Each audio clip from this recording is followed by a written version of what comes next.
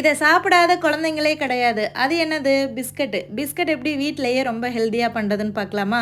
1 cup அளவுக்கு வேர்க்கடலைய வறுத்து நான் மிக்ஸியில சேர்த்துருக்கேன். அது கூடயே 10 ஏலக்காய் போட்டு பவுடரா அரைச்சு எடுத்துக்கலாம். இந்த பிஸ்கட்டுக்கு தேவையான அன்சால்டட் பட்டர் எடுத்திருக்கேன். 250 கிராம் பட்டர் எடுத்திருக்கேன். இப்போ காமிச்சேன் பார்த்தீங்களா கிண்ணம், அந்த கிண்ணம் தான் அளவு. அந்த கிண்ணத்தில 2 1/2 கப் அளவுக்கு கோதுமை மாவு, 2 1/2 கப் அளவுக்கு ஓட்ஸு, 1 கப் அளவுக்கு நாட்டு சர்க்கரை எடுத்திருக்கேன். அதே கப்பில 1/4 கப் அளவுக்கு கொக்கோ பவுடர் எடுத்திருக்கேன். இப்போ ஒரு பவுல்ல நாட்டு சர்க்கரை, பட்டரையும் போட்டு நல்லா மிக்ஸ் பண்ணிட்டு அது கூடவே கோதுமை மாவு, ஓட்ஸு, கொக்கோ பவுடர், அப்புறம் நம்ம அரைச்சி வச்சுருக்கோம் பார்த்தீங்களா அந்த வேர்க்கடலை பவுடர், அதையும் சேர்த்துட்டு கொஞ்சம் பிஞ்ச் ஆஃப் சால்ட்டு சேர்த்துக்கணும். ஒரு 1/4 கப் அளவுக்கு பால் ஊற்றி நல்லா சப்பாத்தி மாவு பதத்துக்கு நல்லா பிசைஞ்சு எடுத்துக்கலாம்.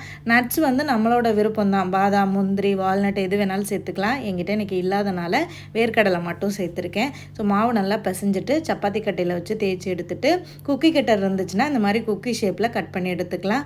குக்கி கட்டர் இல்லைன்னா சும்மா கையிலேயே ரவுண்டாக தட்டி எடுத்துக்கலாம்.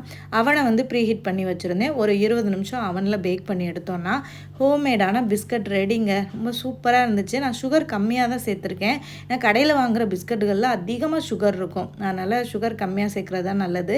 1/2 கப் அளவுக்கு சுகர் சேர்த்தோன்னா இன்னும் ஸ்வீட்டாக இருக்கும். இது வந்து நார்மலாக இருந்தது. ஆனால் குழந்தைங்க நல்லா விரும்பி சாப்பிடுவாங்கங்க. டேஸ்ட்டும் நல்லாயிருக்கும். எந்த கெமிக்கலும் சேர்க்காம, பேக்கிங் சோடா எதுவுமே சேர்க்காம ரொம்ப ஹெல்த்தியாகவும் இருக்கும்.